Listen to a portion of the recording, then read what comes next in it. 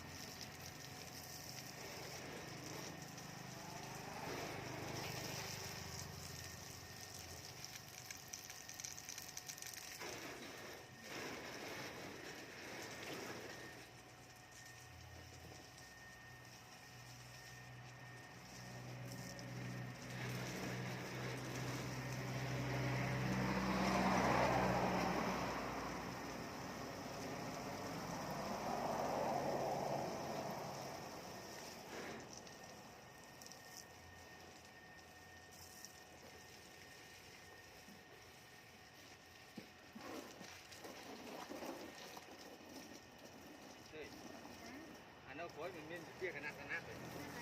cái khơi ở mặt rồi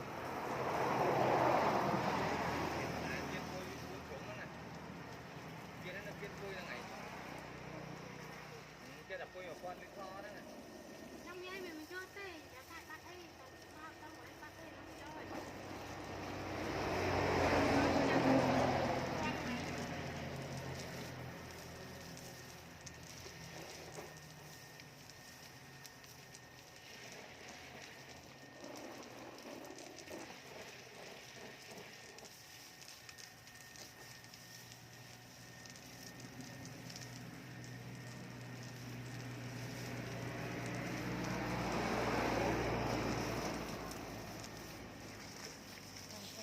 sẽ thằng đó để chưa thằng đó mà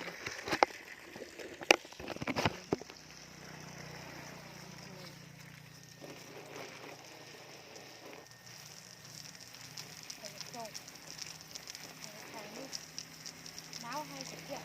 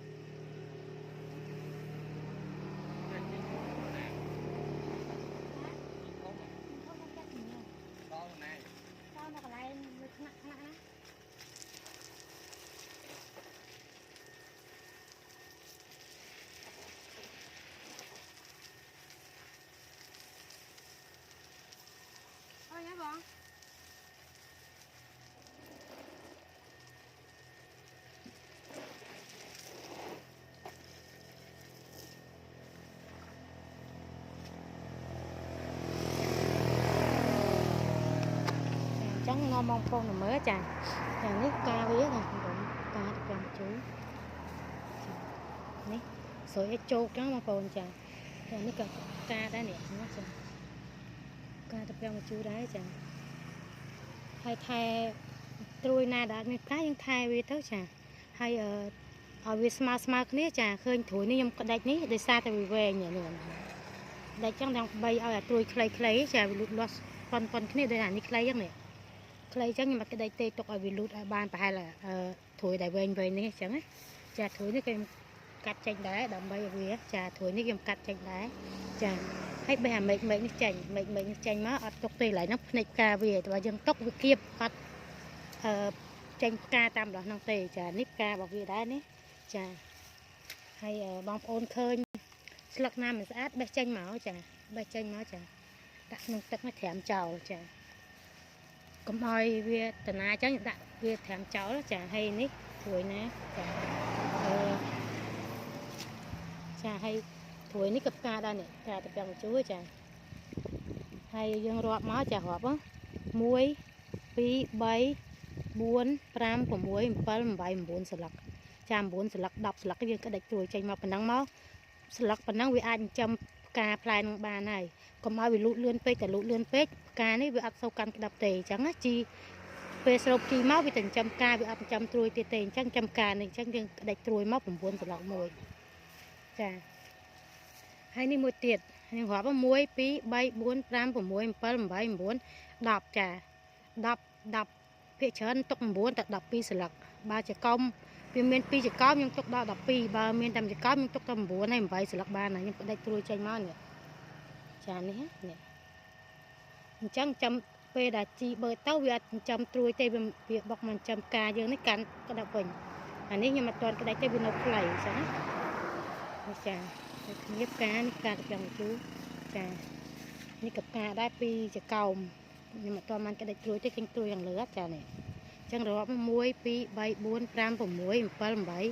9 10 11ចាំ12 13សន្លឹកចាំយើងក្តាច់ត្រួយដើម្បីឲ្យវាស្លឹកនោះអាចចាំផ្កាពីចកោមបានបើយើងទុកតិចពេកក៏វាអត់សូវធំលឿនដែរអញ្ចឹងទុកដល់12សន្លឹកទៅចានេះហើយត្រួយណាដែលវែងជាងគេយើងក្តាច់ចេញ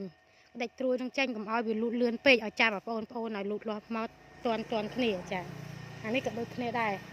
ត្រួយណាដែលវែងខ្ញុំក្តាច់ត្រួយណាដែលខ្លីៗមិនក្តាច់ទេហើយបើមើលទៅវាមានរោគមានអីស្លឹកដែលមានជាប់រោគណាបងប្អូនគួរតែបេះវាចេញចាបេះវាចេញកុំឲ្យឆ្លងគ្នារោគហ្នឹងហើយអាហ្នឹងយើងធ្វើសាមញ្ញមិនបាច់ចាំបាច់យកស្លាយឬក៏បោសបាញ់លាងសម្អាតវាទេយើងបេះចោលចឹងមកវានៅកើតតិចយើងបេះចោលចឹងមកយើងការពារទុកមុនយើងមិនបាច់ពេលវាកើតយើងតយកសាប៊ូលាងចានឬក៏បោសបាញ់លាងសម្អាតហ្នឹងបានវាជាស្លឹកនឹងវិញអញ្ចឹងតែនេះយើងថែបែបធម្មជាតិនេះផ្កាវាចានេះផ្កាដែរចាខាងនេះក៏ផ្កាដែរនេះអានេះតាពាំងជូរខ្ញុំទៅដាំណាបងប្អូនចាដាំផ្សាំពីមេចាមើលត្រួយនេះទូចនេះមកក្តាច់ទេឲ្យវាវែងឲ្យវាវែងទាន់អានេះមើលដូចថានេះចឹងនេះវែងនឹងទេវែងគឺខ្ញុំក្តាច់ត្រួយមួយអត់ចាដើម្បីកុំឲ្យវាលូតលឿនចាទូចតែបងប្អូននេះអញ្ចឹងយើងក្តាច់ចឹងឧទាហរណ៍អានេះវាលូតទៀតនេះវាបែកចេញមេនេះខ្ញុំប្រឡេះចេញមកពេលដែលវាលូតតហើយអានេះនៅតែខ្លៃយើងក្តាច់ទៀតក្តាច់រហូតដល់វាឡើងបន្តិចឲ្យចាំបងប្អូននេះវាស្មើគ្នាអញ្ចឹងណាចានេះសិតក្តាច់ត្រួយចាត្រួយនេះក្តាច់ដែរនេះចាក្តាច់ដែរចាអាត្រួយណាខ្លីទូចេះនេះខ្ញុំអត់ក្តាច់ទេទុកឲ្យលូតតាន់គ្នាចានេះចឹងដែរនេះរៀងវែងខ្ញុំក្តាច់ដែរអានេះខ្លីខ្ញុំក្តាច់ដែរនេះចេញមកពីអញ្ចឹងទុកបើត្រួយណាល្អយើងទុកទៅ